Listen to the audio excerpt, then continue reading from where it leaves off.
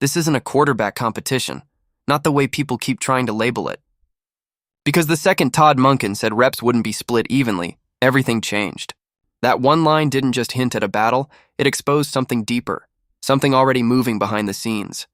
And if you're not paying attention right now, you're going to miss the moment Cleveland quietly picks its next leader before the season even starts. Because when Todd Monken walked into that building, he didn't just inherit a roster, he inherited a mess. A team stuck between past expectations and future uncertainty. And the first thing a new head coach does in that situation, he resets the power structure. He makes it clear that whatever you thought this team was, it isn't that anymore. But here's where it gets interesting. Coaches usually hide that reset behind safe language. They play neutral. They keep everything vague so nobody reads too much into it. Monken didn't do that. Not really. Because the moment he admitted reps wouldn't be equal, he basically told you this competition isn't as open as it sounds. And that's when the entire story started shifting. Now suddenly this isn't just about who performs better in practice. It's about who the coach is already leaning toward. It's about who's getting the real opportunity to take control of the offense. And most importantly, it's about who the rest of that locker room starts believing in first. Because once that belief starts building, things move fast. And that's exactly why all eyes keep drifting back to one name, Shedeur Sanders, not because he's been officially named anything.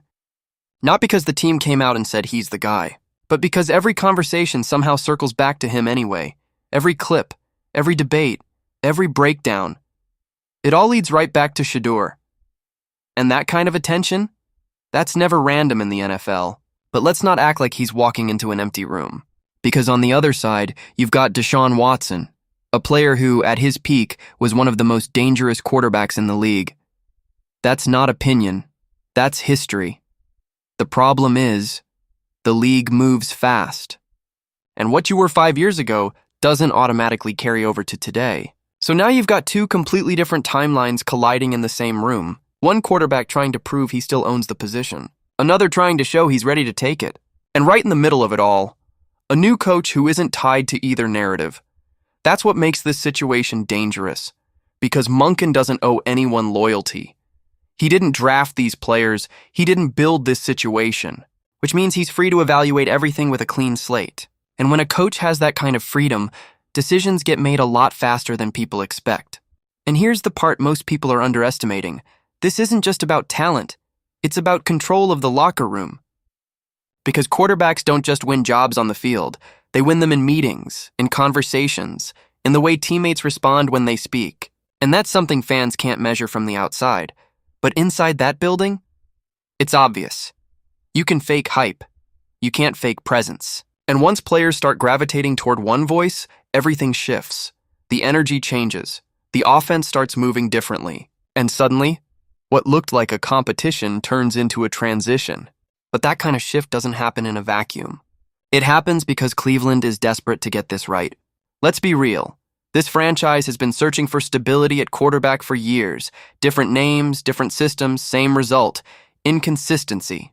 So now every decision carries more weight. Every rep matters more. Every sign gets overanalyzed because nobody wants to get this wrong again. That pressure?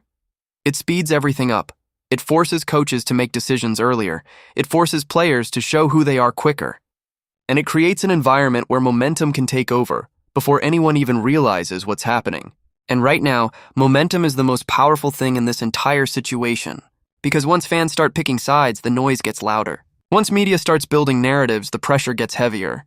And once a coach starts leaning, even slightly, the entire direction of the team can shift overnight. And that's exactly what we're seeing right now. Every comment from Monken is getting dissected.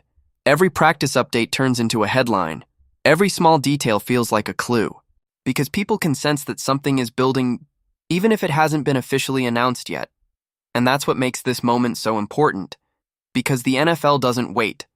It doesn't give you time to figure things out slowly. If a quarterback starts separating himself early, the team doesn't pull him back to keep things fair.